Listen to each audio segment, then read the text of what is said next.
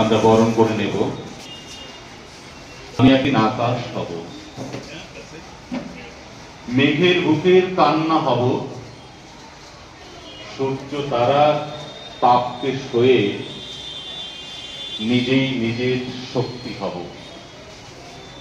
আমি একদিন পাখি হব, খড়কুটোকে সেলাই করে স্বপ্ন দিয়ে গেঁথে গেঁথে নিজেই নিজের ঘর বানাবো। আমি একদিন পাখি হব। এই কবিতা প্রকাশ হবে শ্রী শ্রাবন্তী মণ্ডলের লেখা একটি কবিতার কয়েকটি লাইন আমি পড়লাম। অতিথিদের বরণের পালা চলছে, বাইরে বৃষ্টি,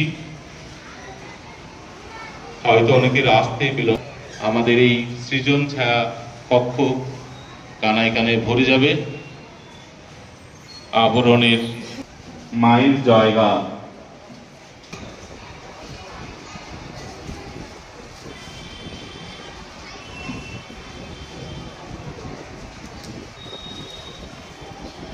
বাজলো তোমার আলোর বেলু, উঠেছে মাগো, যাচ্ছে বিশ্ব আজ চক্ষু দানে, জননী আগমনীর গানে। সমাজ সংসারের কল্যাণে নারী শক্তির মঙ্গলময়ীদের মঙ্গল কামনা আমাদের। আসুন, আমাদের মধ্যে এসে উপস্থিত হয়েছেন। আসুন, আজ নারী তাঁদের পবিত্র হাত দিয়ে করিয়ে শুভ উদ্বোধন করি। অন্ধকার ভেদ করে আলো ফুটলেই শুরু হয় নতুন যাত্রা। আজ দেবী পক্ষের শুভক্ষণে আমরা আহ্বান জানাই সেই আলো, অথচ দৃঢ় স্পর্শে। এ শুধু প্রদীপের আলো নয়, এ আলো যেমন দেবী দুর্গা রূপে রূপে আবির্ভূতা, তেমনি প্রতিটি নারী অন্তরে বহন করেন সৃষ্টি ও শক্তির অমোঘ দীপশিখা। আসুন, আজকের এই প্রদীপ প্রজ্বলনে গঙ্গামায়া। ওম শান্তি শান্তি শান্তি।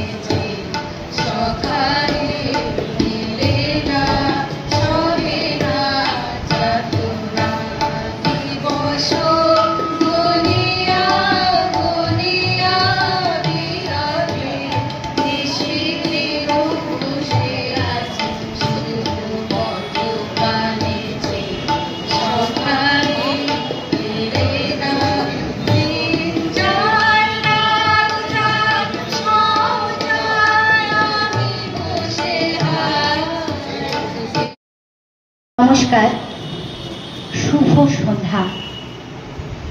সর্বপ্রথমে প্রণাম জানাই আমার পিতা ও মাতাকে। এরপর মাননীয় অতিথিবৃন্দ, সাহিত্যপ্রেমী বন্ধুরা ও আমার শুভানুধ্যায়ী আপনজনেরা, সকলের প্রতি আমার বিনম্র শ্রদ্ধা ও কৃতজ্ঞতা। নতমস্তকে শ্রদ্ধা জানাই পুরুলিয়া হরিপদ সাহিত্য মন্দির প্রাঙ্গণের এই পবিত্র ভূমিকে, যেখান থেকে আমার কবিতা লেখার অনুপ্রেরণা বা উন্মেষ বলতে পারেন। আজকের এই মুহূর্ত আমার জীবনের এক স্মরণীয় ও আবেগঘন দিন।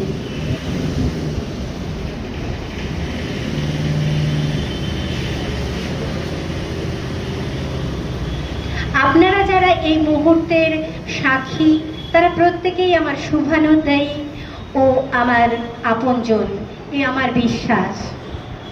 আমার সকল সৃষ্টি ভালোবাসার আবরণে ঢাকা, তা সে প্রতিবাদেরই হোক, জীবনবোধের হোক, প্রেমের বিরহের বা প্রকৃতির হোক, সব লেখাই আমার ভালোবাসার পরশে গাঁথা। আমার কবিতা নিয়মানুবর্তিতায় কতটা যোগ্য জানি না, কারণ সকল লেখা ছন্দবদ্ধ হয়তো নয়। শুধু হৃদয়ের তারে যখন যে সুর বেজেছে, তখন সে সুরকে মালার আকারে গাঁথতে চেষ্টা করেছি। কাঁচা হাতের লেখা অনেক ভুল ত্রুটি হয়তো আছে। আপনাদের পরামর্শ আমাকে আগামী দিনে আরো উন্নততর ও সমৃদ্ধ করবে, এ আশা কামনা রাখি। আমার কবিতা কখনো প্রকৃতির গহীন মাঝে, কখনো বা পাহাড়ে, কখনো এই প্রকৃতির চারপাশে ছোট ছোট নুড়ির আত্মকথা বলতে চেয়েছে, কখনো জীবন নদীর বাঁকে বাঁকে বিভিন্ন চাওয়া পাওয়া, আশা নিরাশা, যা কথা আমরা মুখে হয়তো ভাষায় বলতে পারিনি, তা কখনো আমি আমার লেখায় প্রকাশ করবার চেষ্টা করেছি। তাই আমার কবিতায় অনুভূতিরা কখনো স্বপ্ন বিভোর, কখনো রূঢ় বাস্তবতার সামনে দাঁড়িয়ে বেঁচে থাকার আপ্রাণ চেষ্টা করে গেছে। গুটি গুটি পায়ে কেবল হাঁটছি। আপনাদের সহচর্য আমাকে আগামী দিনে পথ চলার অনুপ্রেরণা দেবে। ভাবনার দরজায় অর্গল কে দিতে পারে বলুন? তাই মোট ৪৭খানা কবিতা নিয়ে গাঁথা আমার এই কাব্যগ্রন্থ আবরণ। আশাবরী প্রকাশনের হাত ধরে আপনাদের সম্মুখে, আপনাদের আশীর্বাদের অপেক্ষায়। জানি কিছু অসম্পূর্ণতা থাকবে, কাঁচা হাতের, বারবার বলছি, কাঁচা হাতের প্রথম প্রয়াস। তবে আপনাদের স্নেহ, ভালোবাসা, পরামর্শ, সমালোচনা আমাকে আগামী দিনে আরো উন্নততর মানে পৌঁছাতে সাহায্য করবে, এ আমি অনেকভাবে বিশ্বাস করি, মনে প্রাণে বিশ্বাস করি।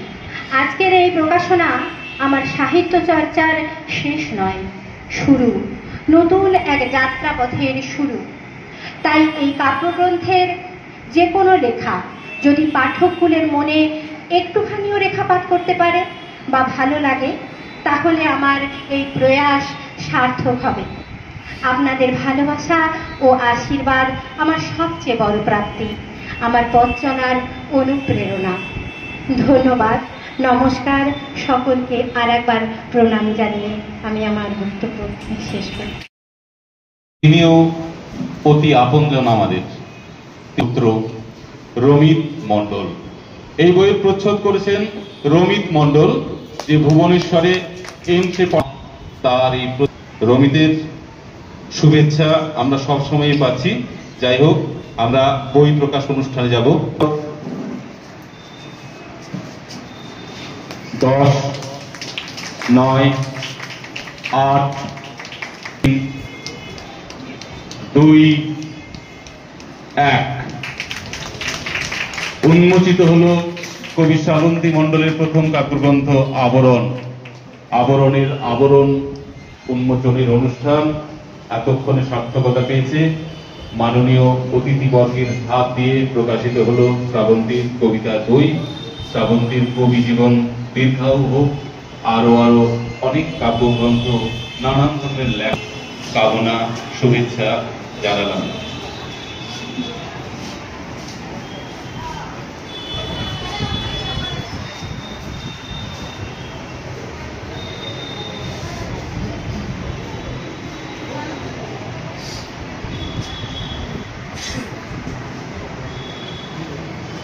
সূচি অনুযায়ী আশাবরীর কর্ণধার সঞ্জয় দার কিছু কথা বলার ছিল এই মুহূর্তে। শুরুটা করেছেন এইভাবে: বিদ্বেষ হিংসা ভরা মন, আশা নিরাশায় দলিত প্রাণ, মন্দ পাপ মনে শুধু কলুষতা, আশঙ্কায় প্রকাশিত অসহিষ্ণুতা। আমরা যদি একটু চোখ মেলে তাকাই, আমাদের কিন্তু এই অসহিষ্ণুতার সময়ে, সেই অন্ধকার সময়ের মধ্য দিয়ে যেতে হচ্ছে। কিন্তু কবিদের কাজ, লেখকদের কাজ, লেখিকাদের কাজ অন্ধকার থেকে আলোর উৎসের দিকে মানুষকে ফেরানো। কবি শ্রাবন্তী ঘোষ মণ্ডল বা কবি শ্রাবন্তী, তিনি নিজেকে শ্রাবন্তী বলে পরিচয় দিতে বেশি স্বচ্ছন্দ বোধ করেন। তার এই কাব্যে সেরকম কথাগুলোই আছে। কাব্যের নামকরণ করেছেন আবরণ। আবরণ প্রথম কবিতা। এই কবিতাটি যদি আপনারা পড়েন, সেখানে দেখবেন যে ভাবনার আবরণ হচ্ছে ভাষা, আমাদের গল্পের আবরণ হচ্ছে নদীর বহমান স্রোত, দুঃখ বেদনার আবরণ হচ্ছে কঠিন পাহাড়, আমাদের মাটি প্রকৃতির আবরণ হচ্ছে সবুজ ঘাস, আমাদের এমনকি আবার যে কোনো প্রাণীকুল যারা আমরা জন্মগ্রহণ করি ছোটবেলায়, মাতৃগর্ভে, আমাদের মাতৃগর্ভ হচ্ছে আমাদের আবরণ। সুন্দর একটি ভাবনাকে লালন করে তিনি তার কাব্যরূপ দান করেছেন এই কবিতার মধ্যে। সেইভাবেই প্রত্যেকটি কবিতা অসাধারণ সুন্দর তাৎপর্যময় হয়ে উঠেছে। কবিতায় তিনি অবতরণিকা অংশে লিখেছেন যে তার জীবনের চলার পথে, জীবনের নানা অভিজ্ঞতায় তিনি সঞ্চয় করেছেন। ভালো মন্দ, হাসি দুঃখ, বেদনা আনন্দ, প্রেম বিরহ, নানান বিষয়ের মধ্যে দিয়ে তিনি জীবনে গেছেন। প্রত্যেকটি কথাই এই কাব্যের কোনো না কোনো কবিতায় ফুটে উঠেছে। অর্থাৎ আমাদের আরেকটা জিনিস তিনি বলেছেন, তার এই কবিতা হচ্ছে গতিশীল। সত্যিই তো, কবিরা তো গতিশীল হবেনি, লেখকরা তো গতিশীল হবেনি। যদি আমরা স্থবির হয়ে যাই, যদি আমরা দাঁড়িয়ে যাই একটা জায়গায়, থেমে যাই, তাহলে কিন্তু কোনোভাবেই প্রগতিশীল সমাজের কথা, প্রগতিশীল সমাজ রূপায়ণের কথা আমরা ভাবতে পারবো না। সেক্ষেত্রেও আমরা তাকে সাধুবাদ জানাচ্ছি। তার লেখা প্রগতিশীল চিন্তা ভাবনার কথা বলে, মানুষের কথা বলে।